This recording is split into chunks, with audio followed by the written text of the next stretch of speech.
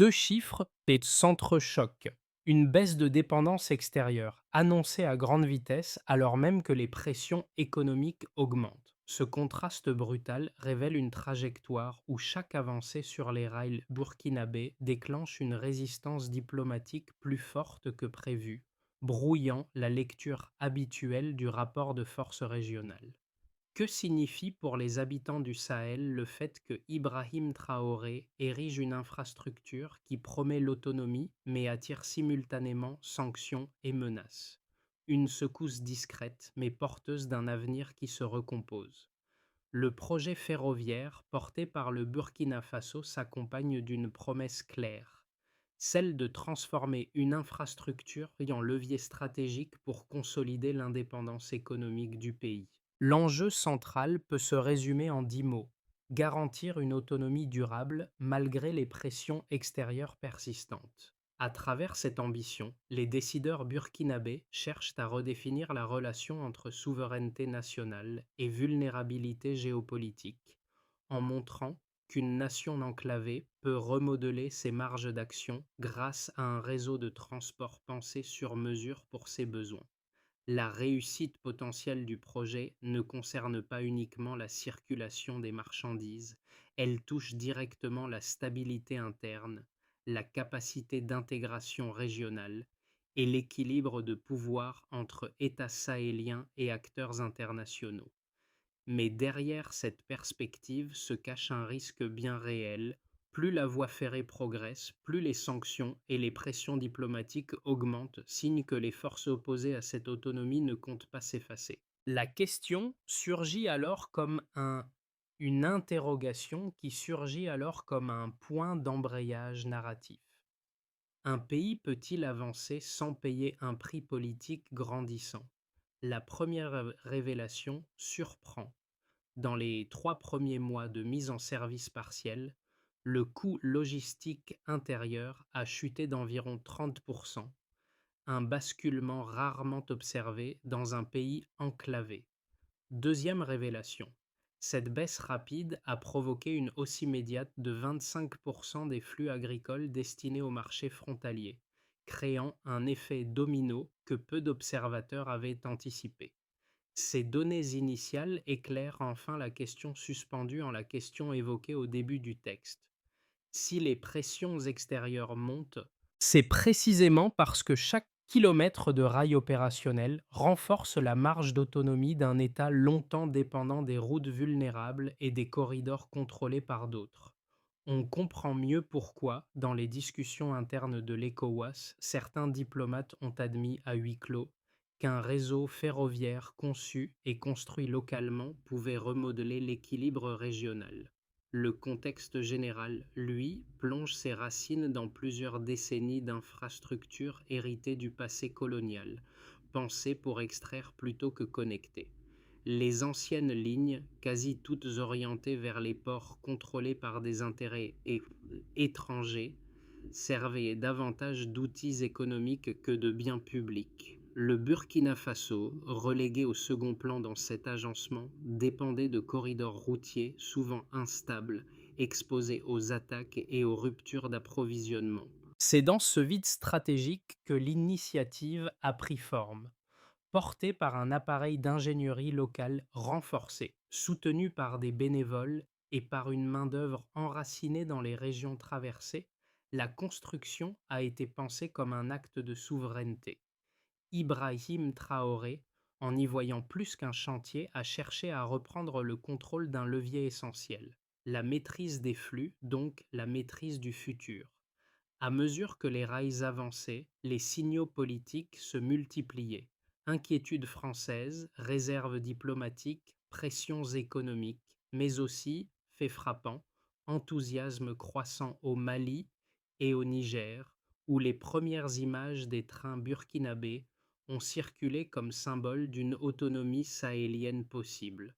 Dès les premiers tronçons installés, un groupe d'ingénieurs locaux est devenu la véritable boussole technique du projet. Leur rôle ne se limite pas au calcul des charges ou à la supervision des équipes.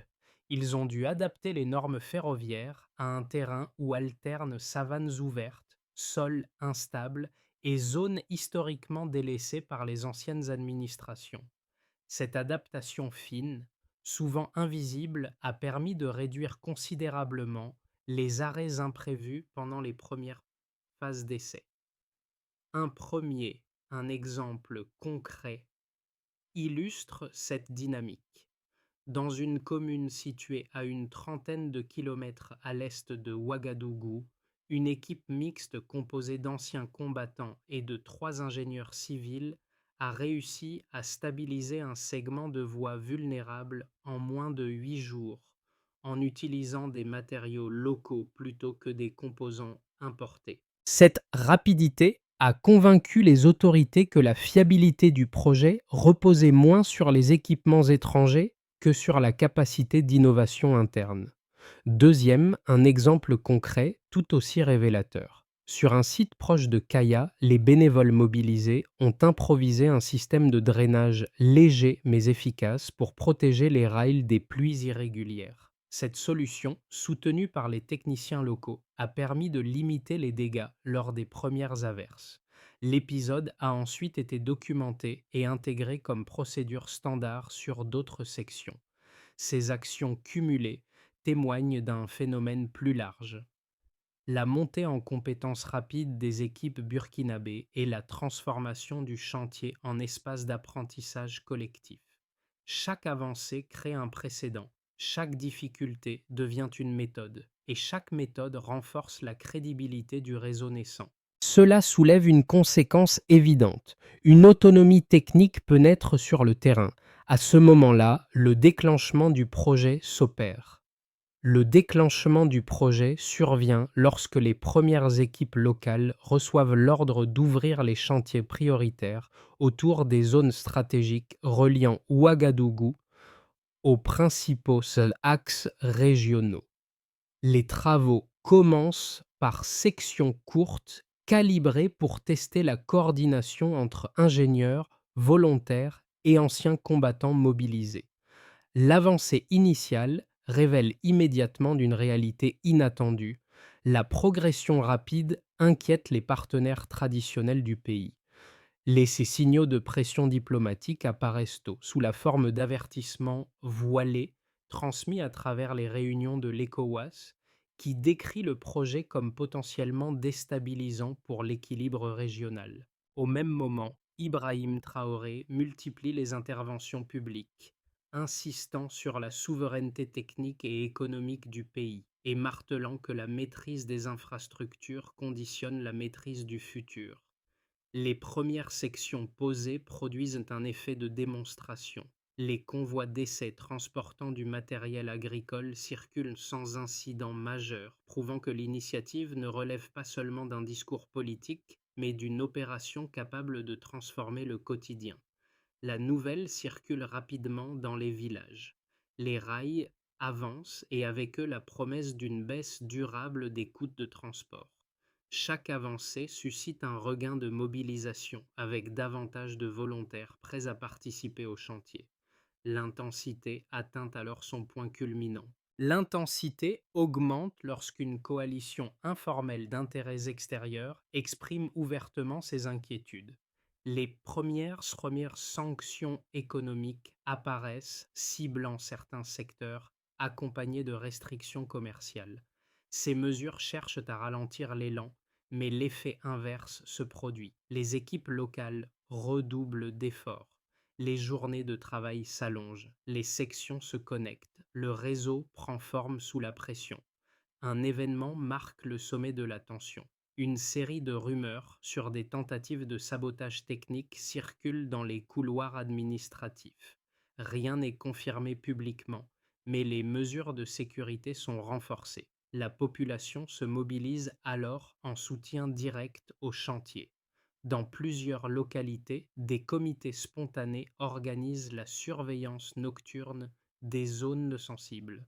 La construction, devenue un symbole, déborde le cadre de l'ingénierie pour devenir un acte collectif.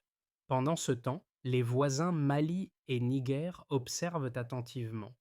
L'initiative burkinabé face aux pressions occidentales leur apparaît comme un test grandeur nature de la capacité sahélienne à construire un corridor indépendant. Des discussions internes dans ces pays évoquent l'idée de futurs raccordements.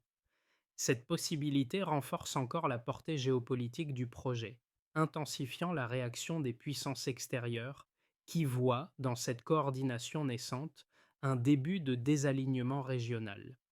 Les répercussions qui suivent deviennent visibles.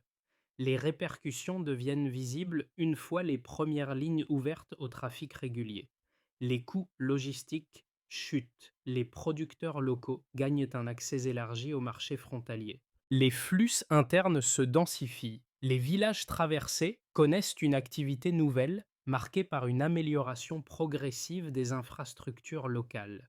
Cependant, les contre-coups persistent. Les sanctions économiques réduisent certains investissements étrangers et ralentissent l'expansion de secteurs dépendants des importations. Les diplomates européens intensifient donc les pressions, invitant certains États voisins à maintenir leur distance. Cette phase révèle la dualité du projet, une avancée matérielle et sociale indéniable, mais une amplification proportionnelle des tensions extérieures.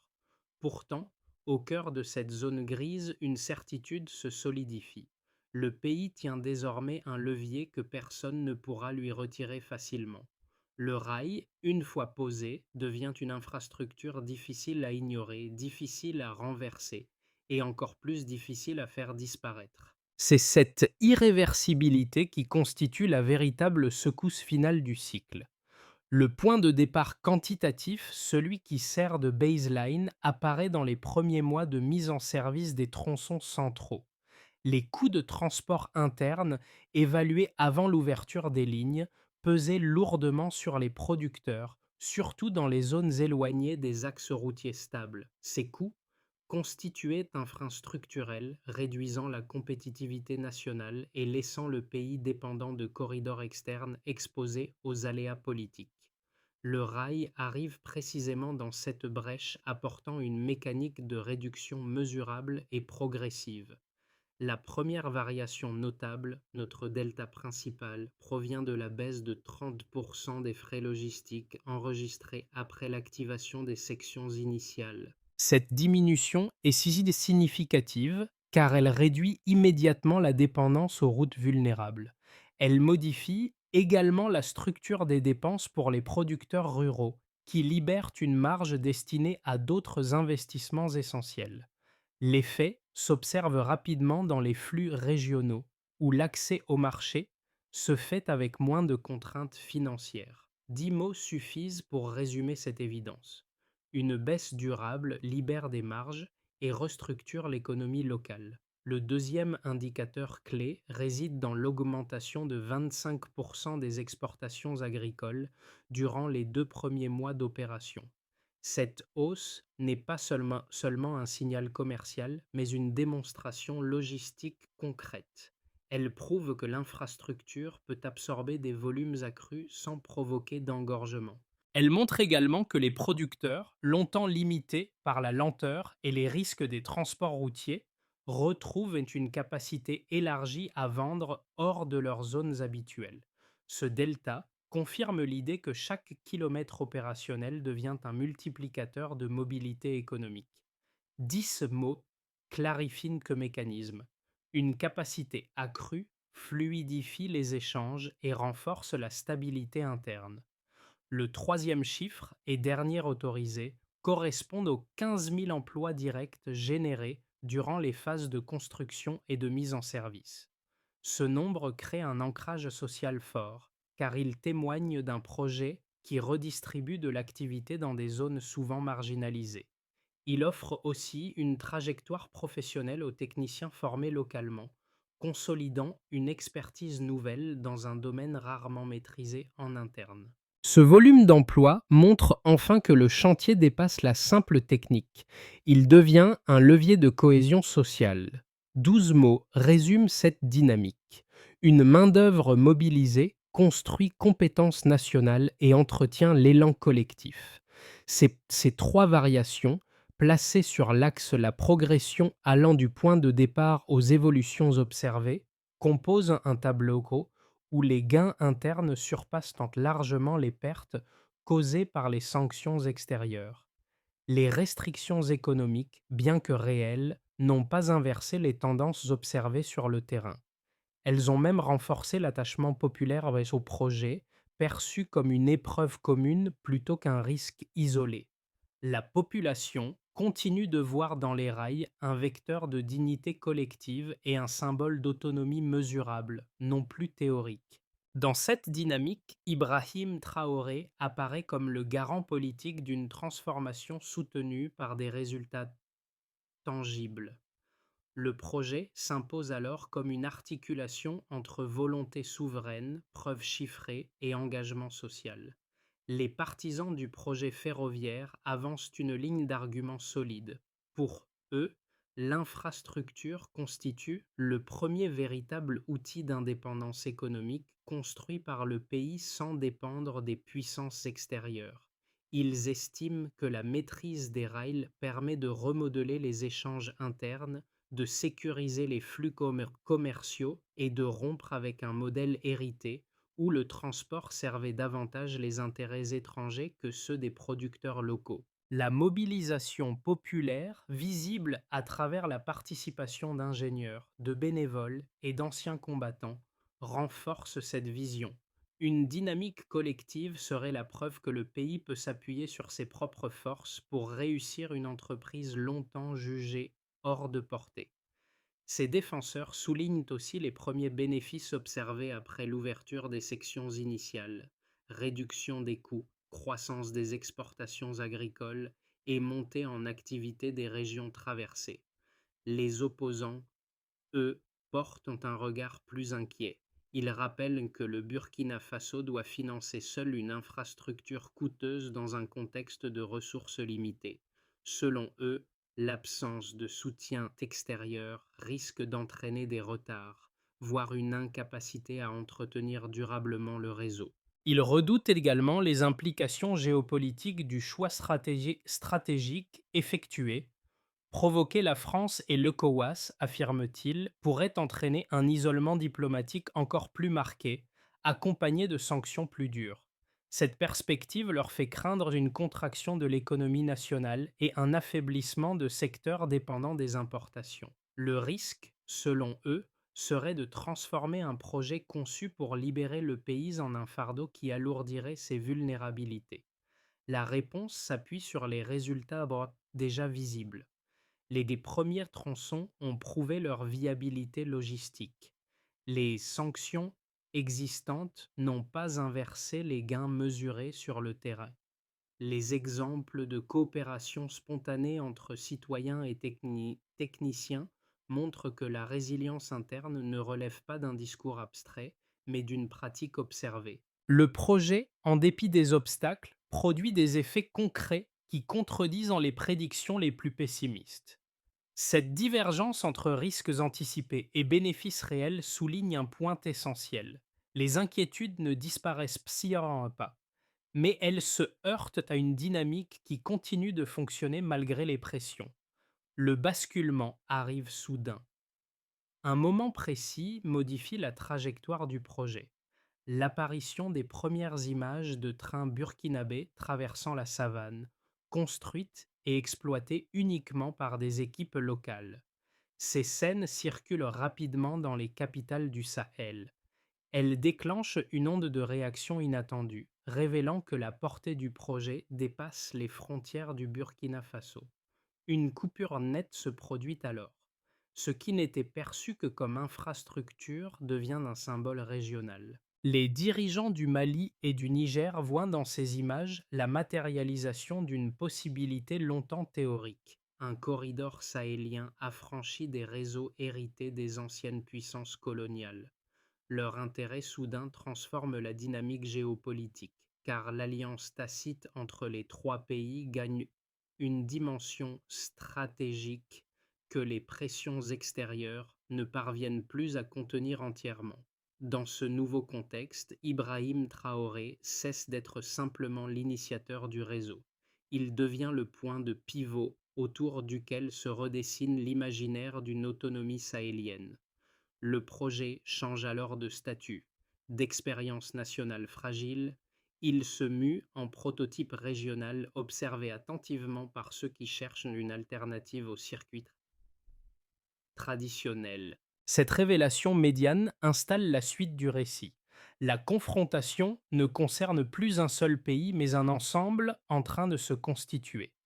Les retombées concrètes du projet ferroviaire se déploient différemment selon les groupes concernés, révélant un paysage en transformation profonde.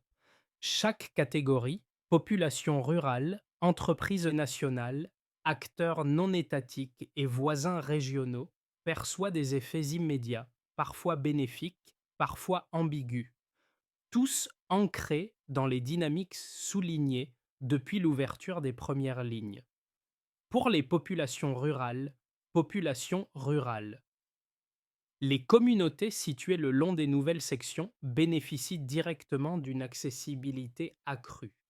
Les producteurs agricoles, longtemps coupés des marchés frontaliers, gagnent désormais en mobilité. La baisse des coûts de transport leur permet de vendre à de meilleurs prix, ce qui améliore les marges et stabilise les revenus saisonniers. Les villages traversés voient apparaître des petites activités commerciales liées au flux de marchandises, donnant aux habitants d'une nouvelle source de dynamisme local.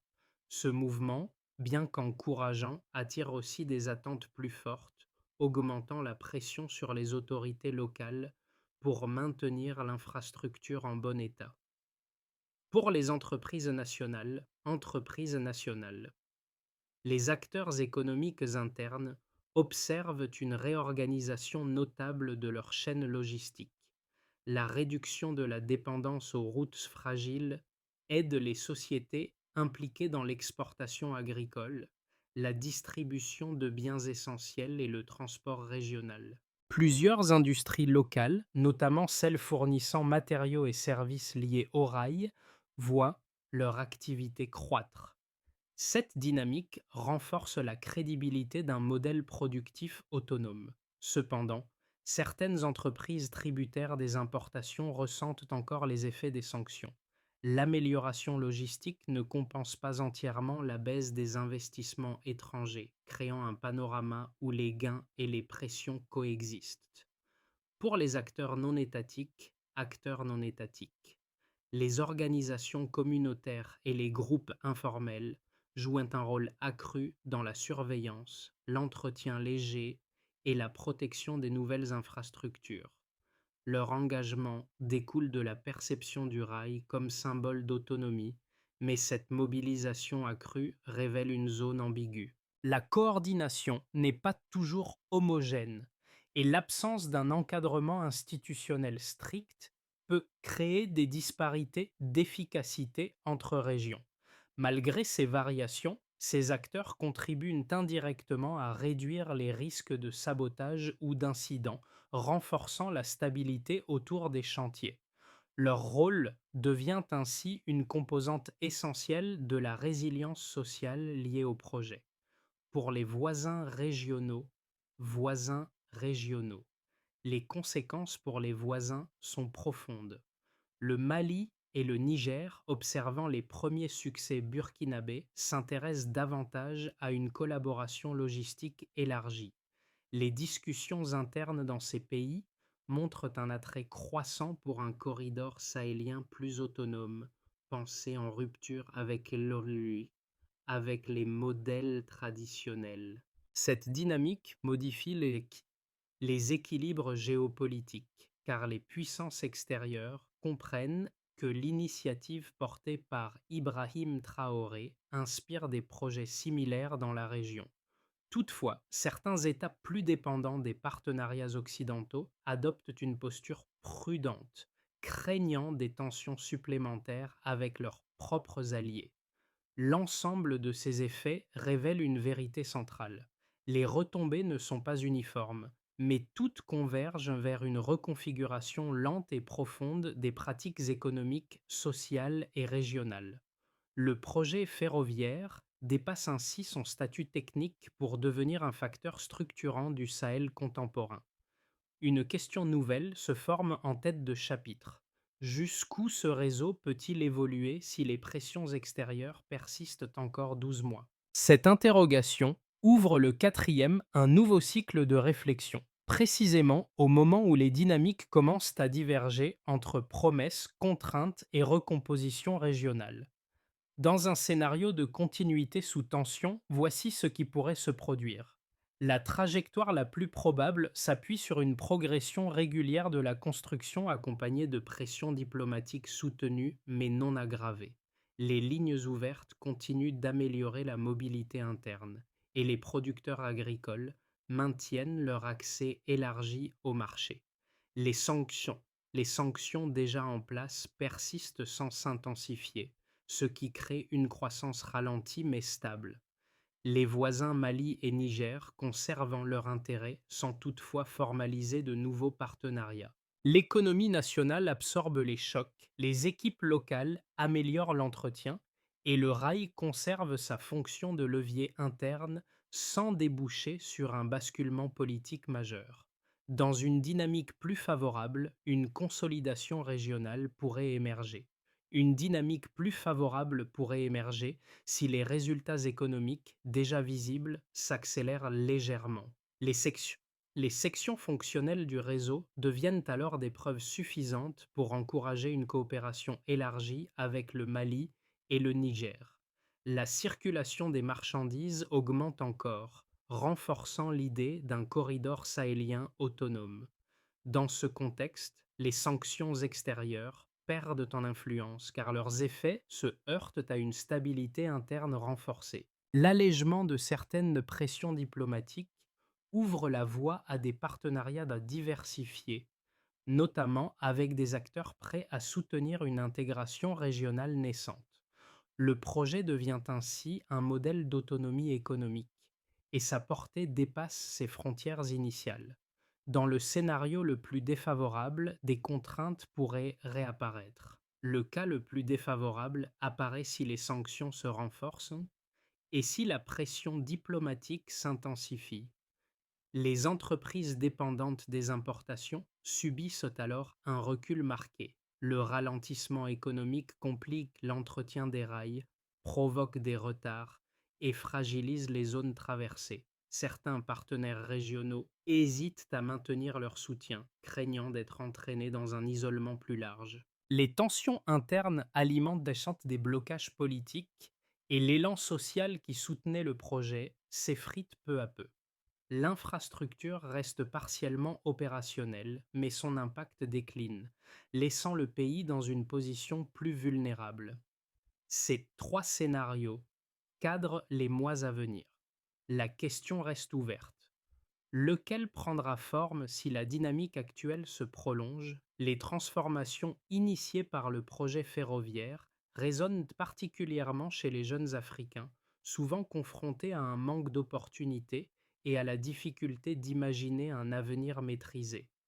Ils voient dans l'initiative burkinabé l'exemple rare d'un pays qui bâtit une structure essentielle avec ses propres forces. Cette perception nourrit une aspiration nouvelle, celle d'une génération qui souhaite prendre part à des projets capables de modifier concrètement sa trajectoire sociale. Les images des premiers convois, relayés d'une capitale à l'autre, deviennent pour eux un rappel qu'une souveraineté pratique peut se construire et non seulement se proclamer. Les travailleurs, quant à eux, interprètent les avancées du réseau comme le signe d'un modèle dans lequel leurs compétences locales ont un rôle déterminant. La diversité des métiers mobilisés, du technicien au maçon, du volontaire à l'ingénieur, montre que l'autonomie n'est pas un concept abstrait. Elle se matérialise dans leur quotidien, dans les tâches répétées, dans les améliorations progressives qui transforment la qualité de vie près des lignes. Cette reconnaissance implicite renforce le sentiment que l'effort collectif peut stabiliser des régions longtemps fragilisées par l'isolement des infrastructures. La diaspora observe ces développements avec une attention particulière. Pour beaucoup, l'initiative rappelle les raisons profondes qui les ont poussés à quitter leur pays. Manque d'investissement, dépendance extérieure, Absence de projet structurant. Voir le Burkina Faso construire un réseau ferroviaire sans assistance majeure des puissances étrangères réactive un attachement à la possibilité d'un retour. Le projet représente une forme d'espoir, celui d'une Afrique capable de définir ses propres priorités économiques. Même éloignés, ils perçoivent ce chantier comme un signal que certaines dynamiques peuvent être inversées. Ces trois perspectives convergent vers un même point. Le rail devient un miroir où chacun cherche une part d'avenir. Les prochains mois exigent une méthode précise pour consolider les acquis du réseau ferroviaire. Quatre étapes structurées permettent d'ancrer durablement l'autonomie naissante, tout en maintenant une capacité d'adaptation face aux pressions extérieures. La première étape consiste à renforcer la coordination régionale. Une cellule technique conjointe réunissant les représentants ferroviaires du Mali, du Niger et du Burkina Faso peut être activée dès les premiers trimestres. Cette cellule a pour mission d'harmoniser les futurs raccordements et de partager les procédures d'entretien issues des premières sections. Sa progression se mesure par le degré de compatibilité opérationnelle entre les standards techniques établis dans chaque pays. La deuxième étape vise à renforcer les compétences locales. Un programme de formation accéléré destiné aux ingénieurs, soudeurs et techniciens de maintenance peut être déployé sur les sites les plus actifs. L'objectif est d'augmenter le nombre de spécialistes capables d'intervenir sans assistance extérieure. Les résultats se vérifient par la réduction du recours aux prestataires étrangers lors des opérations de réparation et de suivi technique. La troisième étape encourage la diversification des partenariats économiques. Une ouverture contrôlée vers des partenaires non occidentaux peut offrir au réseau une marge financière suffisante pour garantir la maintenance régulière. Cette démarche doit être pilotée par des équipes économiques nationales, avec l'appui politique d'Ibrahim Traoré.